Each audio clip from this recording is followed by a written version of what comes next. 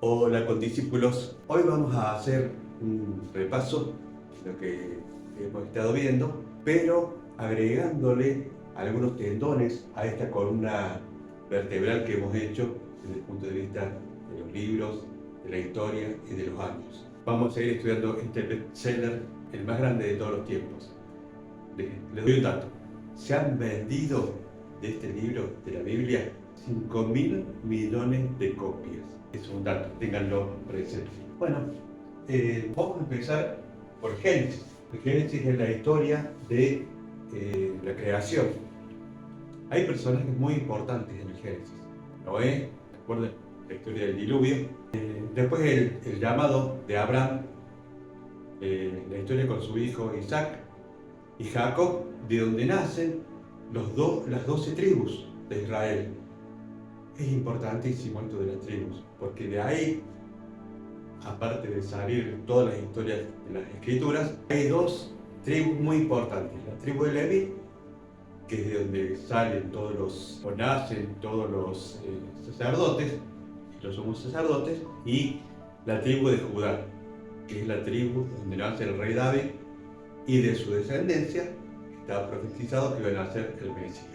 Otra historia muy importante fue la historia de José el soñador, así se lo conoce, que fue primero despreciado por sus hermanos, después fue vendido como esclavo, después lo compra Potifar, que era la mano derecha del faraón de su momento, y por una falsa acusación termina preso en las cárceles de Egipto. Ustedes imagínense, ubíquense en esa época. Estamos hablando de 1350 años antes de Cristo. Así que ustedes imagínense las condiciones. No son esas cárceles donde le dan un mameluco naranja. Imagínense las condiciones. Y él primero le revela un sueño que habían tenido el copero del rey, que también estaba preso, y el cocinero del rey, el panadero. Y a uno le dice que lo van a matar y al otro le dice que lo van a restituir a su puesto anterior. Los dos salen presos, a uno lo matan y al otro lo restituyen.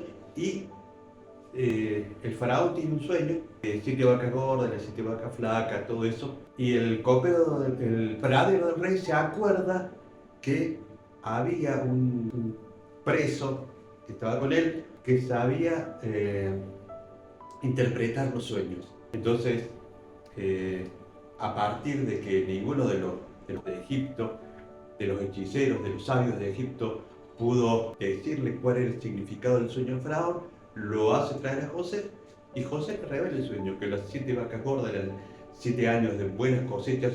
¿Se acuerdan que les dije que en Egipto el Nilo dejaba todo el tierra en sus dos inundaciones?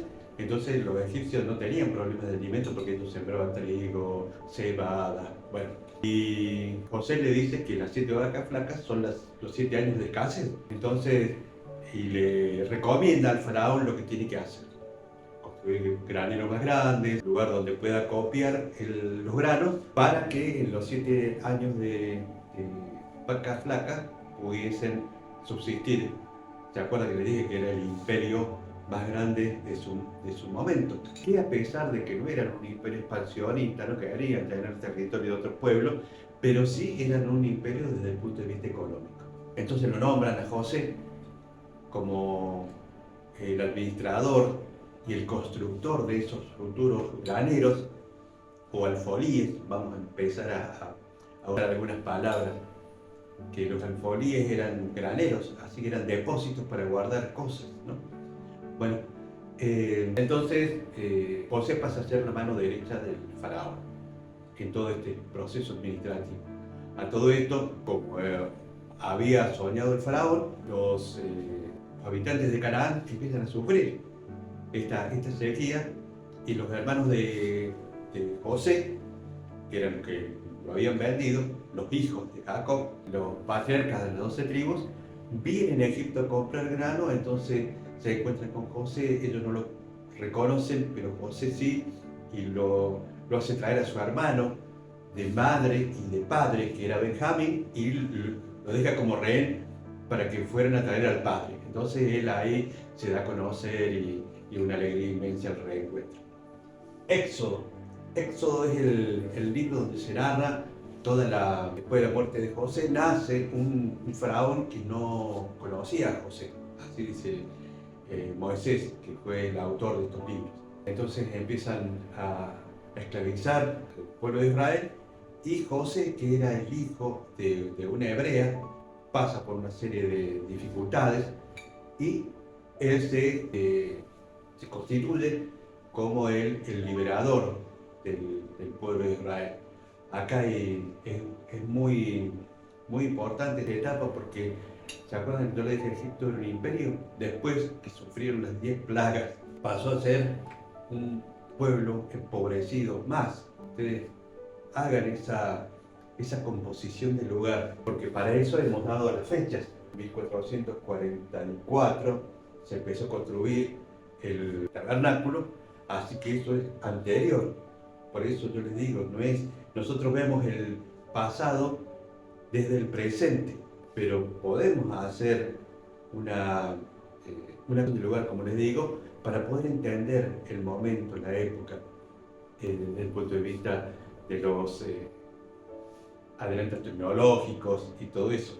A pesar de que los egipcios eran muy y habían desarrollado artefactos muy importantes, por ejemplo la rueda.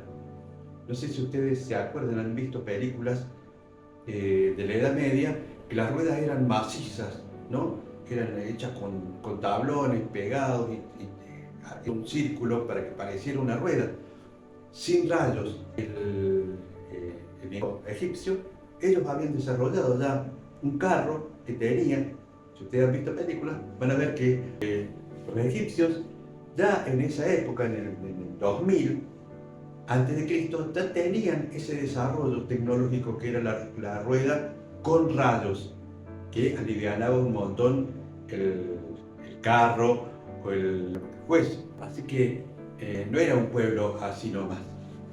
Perfecto. Entonces, Éxodo también narra la liberación, la partida de Israel de Egipto y el cruce del Mar Rojo, cuando se abre el mar y ellos van a la península del Sinaí y se instalan al pie del monte Sinaí. En el futuro inmediato, a los 50 días, ¿no? A los 50 días se celebra Sukkot, no, perdón. A los 50 días celebran Shavuot, ¿no? Shavuot es la fiesta que se celebra 50 días después de la Pascua. Y ahí es cuando Israel recibe la Torá, o la ley de Moisés. Bueno, Levítico trata sobre la consagración de los sacerdotes, el sistema sacrificial, y hay algo muy, muy importante en Levítico, que son las fiestas que Dios le da al pueblo de Israel, que son un grupo, 6 fiestas, que están obligados los israelitas a celebrar, que son Pascua, empezaron a celebrar ahí en Egipto, Pentecostés, después tenemos la fiesta de las trompetas, el día de la expiación y la alegría de la ley. Acá me faltó, Pentecostés, las primicias y Pentecostés. ¿Por qué son importantes estas fiestas? Son importantes porque son el cronograma de Dios, pero el cronograma de Dios para la historia. ¿Qué quiere decir esto? Que tanto Israel, la historia de Israel, como la vida de Jesús, como la historia de la iglesia, están signadas por estas fiestas. Acá pusimos Pascuas, las primicias, Pentecostés, la fiesta de las trompetas, el día de la expiación y la alegría de la ley. Estas fiestas las vamos a ver más adelante una por una y vamos a ver de qué se trata. Eso es lo más relevante del libro de Levítico. En el libro de Números se hace un censo y se dan una serie de leyes nuevas, como las leyes para el rey, las leyes de la guerra, la ley de los nazareos, perdón. Eso es muy importante. En Deuteronomio se narra una lectura. En Números también está la historia de Balaam, ¿no? La historia de Balaam es que los israelitas habían andado 40 años en el desierto y ya estaban por entrar a la tierra prometida. Entonces había unos reyes que no estaban muy contentos que Israel pasara por su territorio. Entonces uno de los reyes lo contrata a Balaam, que era un profeta mercenario, para que maldiga a Israel. Y Balaam no lo puede maldecir. Entonces Dios no lo deja que maldiga a Israel. Entonces el rey a Balaam, que si no lo puede maldecir, por lo menos no lo bendiga. Bueno, entonces Balaam tiene una idea.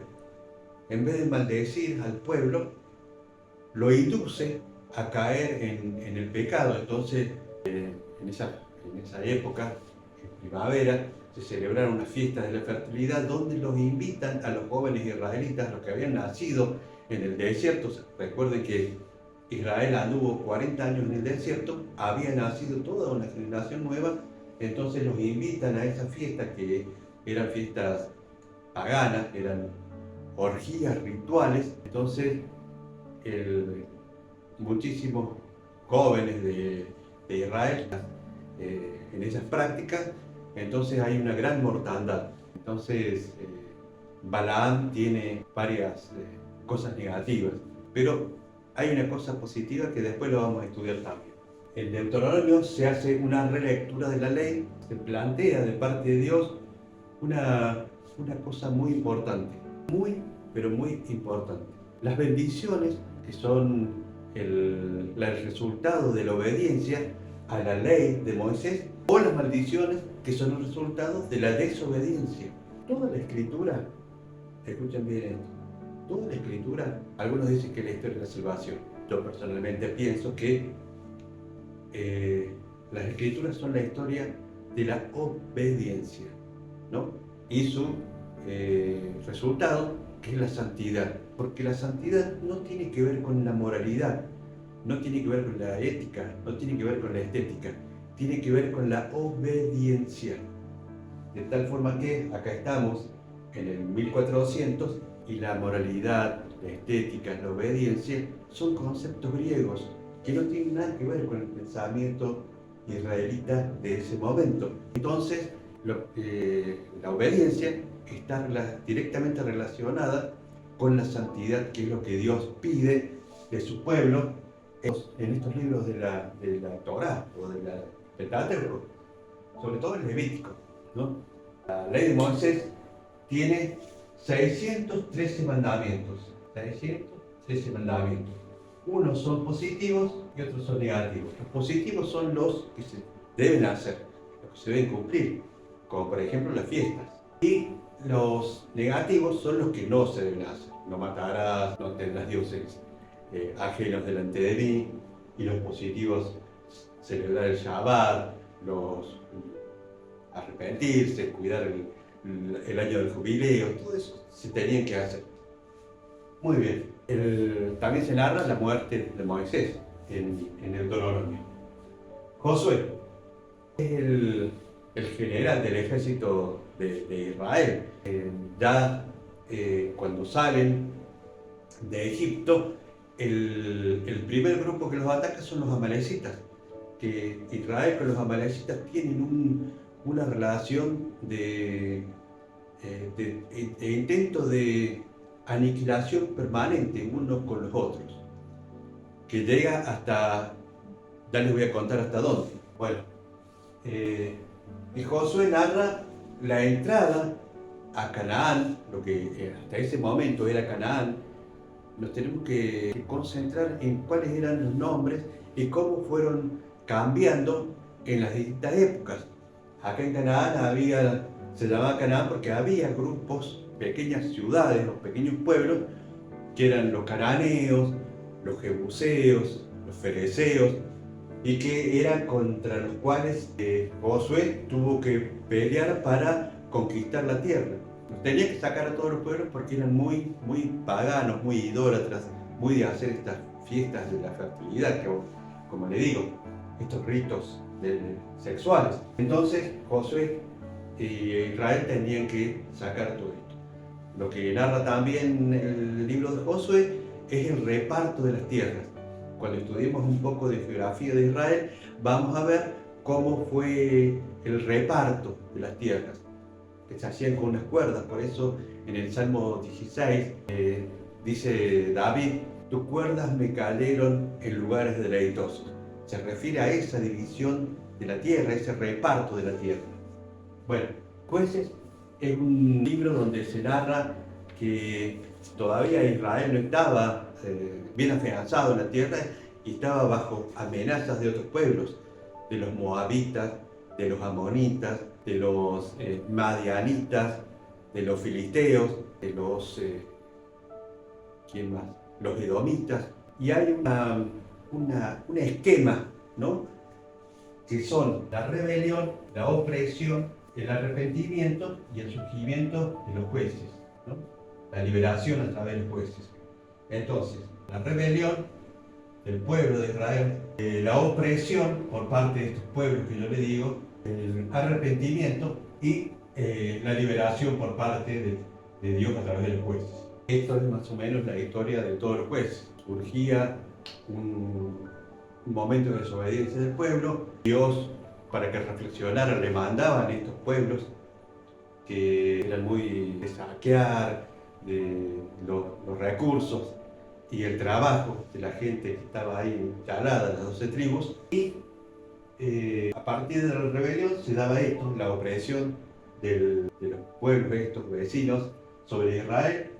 Después Israel pasaba por un proceso de arrepentimiento y de la liberación. Como eran pueblos que estaban instalados alrededor de Israel, no atacaban todo Israel, atacaban una tribu o dos, o del norte, o del este, o del sur, y esa era la mecánica.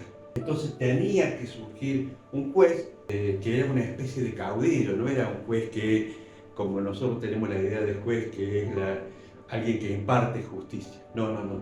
Era una especie de caudillo que llevaba adelante una estrategia de defensa y se liberaba finalmente de la opresión de estos pueblos, de estos vecinos, ¿no? Es más o menos la historia de jueces. Ruth era una moabita que, a causa de estos procesos de hambre, Noemí, con dos de sus hijos que eran originarios de Belén, mire usted la coincidencia, miren ustedes la coincidencia, eran de Belén. Habían ido a Edom, habían ido a Moab a ver si ahí podían trabajar y mantenerse. En esa época era muy frecuente que la gente que no tenía trabajo, la tierra estaba reseca por la falta de lluvia, se trasladaban a algún lugar cercano para trabajar. Los hijos de Noemí se casan con dos chicas moabitas y los dos mueren, y el esposo de Noemí también muere. Entonces Ruth se vuelve con Noemí a Belén y le dice que no la haga ir, que ella le va a hacer compañía, ¿no? Y que donde donde Noemí vaya, le dice: no pidas que te deje. Donde vayas, voy a ir yo, y tu pueblo va a ser mi pueblo y tu Dios va a ser mi Dios. Impresionante la declaración de Ruth. Hermosa. Bueno, entonces Ruth, que al principio era una chica pobre, digamos, conoce el dueño de unos campos, un hombre rico, que era Booz, y Booz le gusta la actitud de Ruth y cómo era de trabajadora. Entonces él, como era primo del esposo de Ruth, que era la viuda, podía reclamarla como esposa bajo la ley del levirato. La ley del levirato era una ley que hacía que una chica se debiera casar con el pariente más cercano del esposo. Así, en este reparto de tierras que hizo Josué, la familia del esposo no perdiera la parte de la tierra que le había tocado y se fuera con la familia de la viuda. Eso se llamaba la ley de Levirato. Después lo vamos a estudiar mejor porque hay una circunstancia en la vida de Jesús donde le plantean este problema. Muy bien. Primero y segundo Samuel narran la historia de justamente de Samuel, que él era un sacerdote todavía del tabernáculo. Miren ustedes que todavía estamos en la parte del tabernáculo. Y él fue el último rey, él fue el último juez de Israel. Y es el padre de la monarquía israelita, porque en un momento determinado las tribus vienen y les piden un rey como las otras naciones. ¿Por qué? Porque ellos veían que esta realidad que tenían a partir de que los pueblos vecinos los invadían y no tenían cómo defenderse porque no había una unidad nacional, no había un ejército que los defendiera a todos juntos. Ellos ven la necesidad que como los otros pueblos tenían rey, ellos también querían tener un rey, querían tener un ejército que los defendiera, querían tener una organización que los representara, que les impartiera justicia, como la ley planteaba. Porque no era que la ley no contemplaba la existencia de un rey, no. Había una serie de legislaciones que el rey tenía que respetar. Una de esas legislaciones era no tener muchas esposas de pueblos vecinos, porque iban a desviar su corazón, lo que después le pasa a Salomón, y que tenían que tener una copia de la Torá o del Pentateuco, y fijarse ahí, y que ninguno se tenía que creer más que sus hermanos, por más que fuera el rey. Por esta causa, David, ¿no?, era conforme al corazón de Dios porque él respetaba eso. Bueno, entonces, primero y segundo Samuel hablan de la elección del primer rey, que fue Saúl. Era de la tribu de Benjamín. Y miren ustedes qué coincidencia, que el apóstol Pablo, él se llamaba Saulo, que era una forma griega de decir Saúl, y él se declara ahí en el libro de Filipenses como de la tribu de Benjamín. O sea que tal vez los padres de Pablo le hayan puesto Saúl o Saulo en homenaje al primer rey de Israel, que eran de la misma tribu. Bueno, de esos detalles las escrituras están llenas. Por eso hay que entender que la escritura se explica y se interpreta a sí mismo. Por eso es tan importante construir este conocimiento, porque ustedes van a ver coincidencias, van a ver detalles, a medida que vayan estudiando, van a ir viendo cómo un dato enriquece otro y nos ayuda a interpretar cuáles eran las posturas, incluso la idiosincrasia de cada tribu que veíamos recién de Israel, condicionaba la conducta, porque ya estaba profetizado en las bendiciones que le dio a Jacob por su lado, y las bendiciones que también Moisés le da antes de morir a las tribus. Todo eso ya lo vamos a ir estudiando. Bueno, y Crónicas y Segunda Samuel narran las peripecias de David cuando es perseguido por Saúl, cuando mata a Goliat, cuando es elegido rey, que él reina durante 7 años en Hebrón, y después él reina 33 años en todo Israel y expande los límites y pacifica la nación y construye una especie de identidad nacional bastante sólida, bastante firme, de tal forma que a partir de David, que lucha contra los filisteos, contra los amonitas, contra los moabitas, con todas estas naciones alrededor, logra afianzar una paz de la cual Salomón, su hijo, se va a aprovechar para expandir el territorio, para afianzarse económicamente y para poder hacer las grandes construcciones que hizo. Amurallar la ciudad de Jerusalén, construir el Monte del Líbano se llamaba, o Casa del Líbano, que se llamaba su palacio, que estaba lleno de columnas de árboles traídos del Líbano, y el edificio espectacular que construye, que es el templo. Bueno, en Crónicas también se narra todo el problema que hubo en la casa de David, ¿no? Ahí cuando David peca con Betsabé, ese hijo que nace a partir del adulterio de David con Betsabé, con el homicidio que comete de Urías Eteo, que es el esposo de Betsabé, nace un hijo y de ese hijo muere. Ahí David pierde una cosa muy importante para la familia, que es la paz. Entonces hubo una serie de sucesos que hicieron que uno de sus hijos, Absalón, se rebelara contra David. Un periodo muy triste de la vida de David, porque era cuando él era muy anciano. Entonces, infiriendo que David estaba por morir, él quería sucederlo en el trono. Lo que no pasó, porque en esa rebelión, Joab, que era el general del ejército de David, lo encuentra enredado en un árbol y lo mata. Bueno, ya vamos a estudiar todas estas historias que son tan ricas, ¿no? Bueno, y acá pusimos los salmos, ¿se acuerdan? Porque la mayoría de los salmos los escribe David. David era un músico excepcional, incluso era un luthier, él hacía instrumentos y los ejecutaba con maestría. Y también era un gran profeta, porque los salmos, muchos tienen ese carácter profético. Él ha inspirado por experiencias propias y por la inspiración divina, ha dejado grandes salmos. Y a pesar de que él no pudo construir el templo, muchos de sus salmos se cantaban de forma litúrgica en el templo. Así que él, a pesar de no haberlo podido construir, él participaba en los ritos y en todas las celebraciones que se hacían en el templo, ¿no? Así que, ¿qué les puedo decir de los salmos? Hay un salmo que todos deberíamos saber de memoria, que es el Salmo 23, el Mismor de David, como le dicen los judíos.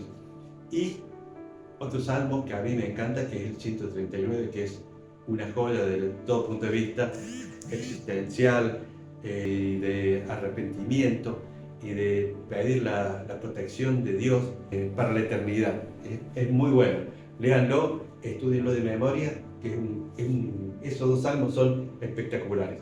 Aparte de los salmos, le doy un dato, está el capítulo más largo de la Biblia, que es el 119, que habla todo acerca de la Torá, o de la ley, o de la palabra de Dios. Bueno, con estos datos terminamos la clase 2 y bueno, bendiciones y saludos para todos desde Córdoba.